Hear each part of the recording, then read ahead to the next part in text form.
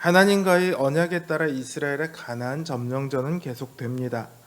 언약은 계속해서 지속되고 있어요. 그러나 어제 보았던 것처럼 그 견고하던 언약이 하나님과의 사이의 관계가 금이 가고 있습니다. 원인은 유다 지파가 하나님을 온전히 신뢰하지 못했기 때문입니다. 오늘은 요셉 지파의 점령전에 대한 이야기입니다.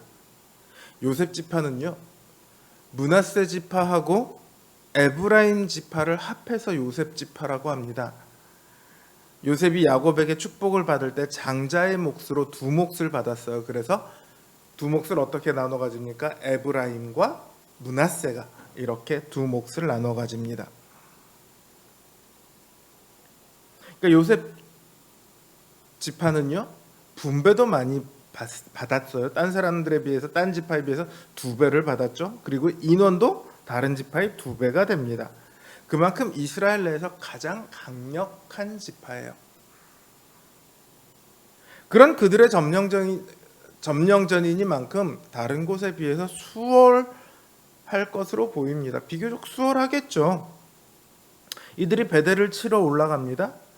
베델의 원래 이름은 루스라는 곳인데 창세기 28장에 보면 야곱이 돌베개를 베고 자다가 하나님 그 하늘과 땅을 잇는 그 사닥다리 사이를 천사들이 왕래하는 것을 보고 일어나서 이곳을 하나님의 집이다, 그렇게 이름을 붙여서 베델이라고 이름을 붙게 되죠. 자, 이 베델, 아직까지는 점령하기 전까지는 루스라고도 불려요. 이 베델에 요셉이 점령하러 갑니다. 정탐꾼을 보내요. 정탐꾼이 가서 보니까 마침 베델에서 한 사람이 나오고 있어요. 그 사람에게 가서 얘기합니다. 야, 이 성읍의 입구를 우리에게 알려주면 우리가 너한테 선하게 대해줄게, 선대할게, 너에게 은혜를 베풀어 줄게, 이렇게 말합니다. 그리고 그 사람은 이들의 요구대로 성읍의 입구를 알려줘요. 그래서 이들이 성읍을 그 베델에 있던 사람들을 다 진멸하되 그 사람과 그 사람의 가족만을 놓아서 보내줍니다. 이어서 성경은요, 므낫세 지파의 점령전에 대해 다루고 있습니다. 므낫세 지파는 베스안, 다아낙, 돌, 이블르함, 무깃도 그 일대에 거주하는 거민들을 쫓아내지 못했다고 얘기합니다. 그래서 성경은 그 땅에 있던 가나안 거민들이 결심하고 그 땅에 거했다, 이렇게 말합니다. 이 말은 뭐냐면 뭐야, 별거 아닌데? 우리 그냥 있어도 아무 문제 없겠는데? 이 정도로 므낫세 지파가 만만하게 보였다는 거죠. 근데 성경은요, 나중에 이스라엘이 강대해지고 나서 그들을 사역을 시켰다, 이스라엘을 위해 종처럼 부렸다는 뜻이에요. 사역을 시켰으나 쫓아내지는 않았다, 이렇게 말을 하고 있습니다. 이거 지금 문제가 있어요. 지금 그들을 쫓아내지 못했습니다. 뿐만 아니라 그들이 나중에 쫓아낼 수 있는 상황이 되었을 때는요, 그들을 종으로 부를 뿐 쫓아내지는 않습니다. 이게 왜 문제가 됩니까? 하나님께서는 그 땅의 모든 거민들을 진멸하라고 했거든요. 혹은 쫓아내라고 했거든요. 이스라엘이 지금 못하더라도 나중에 강대해졌을 땐 그들을 진멸해야 합니다. 혹은 쫓아내야 합니다. 그래서 하나님께서 그들에게 기업으로 주신 땅에 이방 민족들이, 보다 정확하게 이야기하자면 하나님을 믿지 않는 사람들이 거하게 놔둬서는 안 됩니다. 그런데 이들은 그걸 허용해버리죠. 이거는 믿음에 부족해서 그렇게 된 게 아니에요. 자기의 유익을 위해서 하나님의 명령을 적극적으로 어긴 겁니다. 그 다음에 에브라임 지파의 점령전에 대해서는 단 한 절로 기록하고 있습니다. 게셀에 거한 가나안 사람을 쫓아내지 못하며 가나안 사람이 게셀에서 그들 중에 거하였더라. 에브라임 역시 언약을 따라 그 땅을 진멸하는 것에 실패했어요.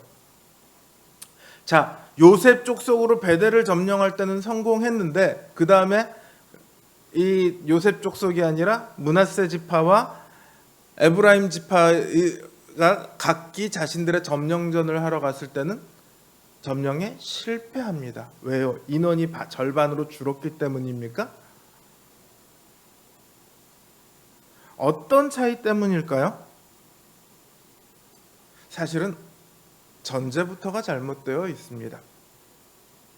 어떤 전제가 잘못되어 있냐고 하면 베델을 점령한 것이 마치 성공한 것처럼 그렇게 생각되는 것 자체에 문제가 있습니다. 물론 성경은 오늘 본문은 요셉 족속도 베델을 치러 올라간 여호와께서 그와 함께 하셨다 이렇게 기록을 하고는 있습니다. 치러 올라갈 때는 여호와께서 함께 하신 것은 맞아요. 그런데요, 이들이 베델을 점령하는 과정을 보면 문제들이 드러나고 있습니다. 얼핏 보면 베델 점령전은 마치 여호수아가 여리고를 점령할 때랑 굉장히 비슷해 보여. 정탐꾼을 보내기도 하고요. 정탐꾼이 그 성읍에 있던 사람들에게 묻고 약속하고 그와 그 가족을 살려주기로 약속하기도 합니다. 그리고 실제로 점령이 끝나고 나서 그 가족을 살려주죠. 외형으로 보면 참 비슷해 보입니다. 그런데요, 자, 조금 깊이 생각을 해볼게요. 정탐꾼이요, 베델에서 나오는 한 사람을 보고서는 성읍의 입구를 알려달라고 얘기를 해요. 이 사람이 어디서 나왔다고요? 그 사람이 성읍에서 나왔다고요. 그럼 어디로 나왔겠죠? 성읍의 입구로 나왔겠죠. 그 사람에게 왜 성읍의 입구를 알려달라고 할까요? 뻔히 그 성읍의 입구로 나오는 걸 봤는데 성읍의 입구가 어딥니까? 그거 잠깐만 이렇게 훑어봐도 알 수 있는 건데 왜 알려달라고 할까요? 여기서 성읍의 입구라고 하는 거는 성읍의 문을 얘기하는 게 아니에요. 쉽게 말해서 비밀 통로입니다. 그래서 현대어 성경은 뭐라고 얘기하냐면 그 성읍으로 몰래 들어갈 수 있는 길이다 이렇게 번역을 해놨어요. 여러분, 지금 여호와께서 이들과 함께 있습니다. 그러니까 이들은요, 그 앞에 가서 전면전을 벌여도 얼마든지 이길 수 있습니다. 아무 문제가 안 됩니다. 물론 피해를 줄이기 위해 지혜로운 방법을 사용해서 몰래 들어가서 그 성을 점령했다, 뭐 이제 이렇게 볼 수도 있겠지만요, 그보다는 이들이 이미 겁을 집어먹고 있어서 전면전을 회피했다 이렇게 보입니다. 왜 그렇게 보이냐 하면 이들의 행동에 믿음이 별로 안 보여요. 정탐꾼이요, 성읍의 입구를 알려준 사람에게 선대하겠다 약속하는 것은 라합의 사건과 굉장히 비슷하죠. 그러나 라합의 이야기에는요, 아주 중요한 것이 있고 지금 이 장면에는 중요한 것이 없어요. 그게 뭡니까? 믿음의 고백이에요. 라합은 믿음의 고백을 했습니다. 그래서 그들을 살려줘도 아무 문제가 안 돼요. 그들은 오히려 이스라엘 진중에 같이 삽니다. 왜요? 믿음으로 고백함으로 그들도 하나님의 백성이 되었기 때문에. 그런데 이 베델의 사람은 그렇지 않습니다. 정탐꾼이 약속한 것은요, 그저 네가 성 안으로 가는 길을 알려주면 나도 너 살려줄게 이거였어요. 그러니까 물물교환과 같은 계약이 이루어진 거란 말이에요. 믿음의 어떤 영향이 아니고.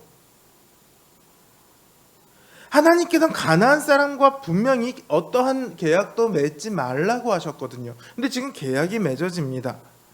결과적으로 보면요, 이 사람은 베델을 떠나가서 헷 족속의 땅, 그 가나안 북쪽에 있는 시리아 땅 일대인데 그쪽에 가서 성읍을 새로 세워요. 그리고 이름을 루스라고 이름을 붙입니다.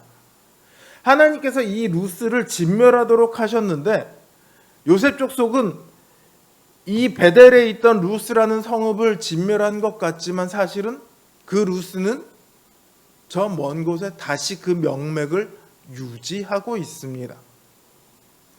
루스를 진멸하는데 사실상 실패한 셈이 되어버린 거죠.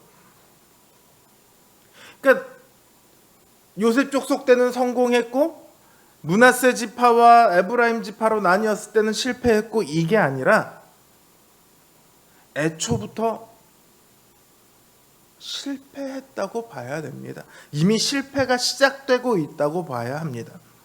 요셉 족속은 비밀 통로로 들어가 급습함으로 베델을 점령했습니다.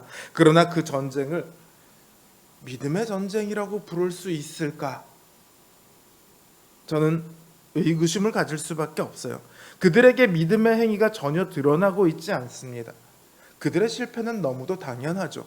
그들이 이스라엘 내 가장 강대한 지파였을지 모르지만 지금의 모습은요, 너무나도 연약하고 보잘것없습니다. 그래서 가나안 거민들이 뭐 너 별거 아니네, 나 여기 있을 거야, 너 어쩔 건데, 이러고 지금 나오는 거죠.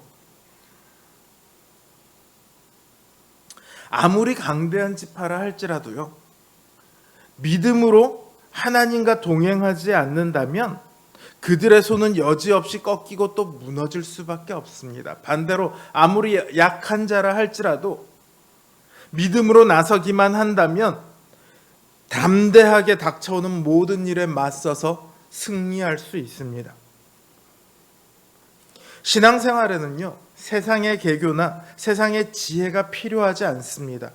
가나안 땅에서 모든 하나님을 믿지 않는 모든 것들을 다 몰아내라고 했던 그 이유를 잘 생각해 보세요. 우리 신앙에 그런 것들이 필요했더라면 가나안 민족들을 그곳에 남겨놓으셨을 수도 있을 거예요. 그러나 그것들을 다 몰아내라고 하셨어요. 그것들은 있어서 도움이 안 되는 정도가 아니라 있으면 안 되는 것들입니다. 오직 말씀이 주시는 지혜, 즉 하나님에 대한 절대적인 믿음만이 우리의 신앙생활에는 필요할 뿐입니다. 어려움이 닥쳐올 때 세상의 지혜에 기대지 마십시오. 세상의 조언에 흔들리지 마십시오. 하나님을 절대적으로 붙드십시오. 기도하고 또 기도하세요.